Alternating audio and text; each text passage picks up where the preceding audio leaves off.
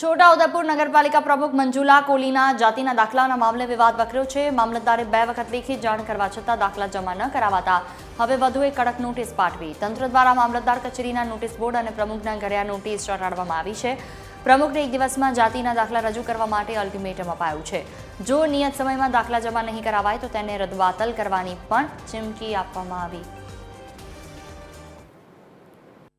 મંજુલાબેન કોળી જે પ્રમુખ છે નગરપાલિકા છોટાઉદેપુરના વિશ્લેષણ સમિતિ વડોદરા દ્વારા એમનું જાતિ પ્રમાણપત્ર રદ કરવામાં આવેલ છે અને એમના હુકમ મુજબ અત્રેથી એમના બંને જાતિ પ્રમાણપત્ર મેળવીને એમના પર રદનો સિક્કો મારી અને એનો અહેવાલ મોકલી આપવા જણાવેલ હતું।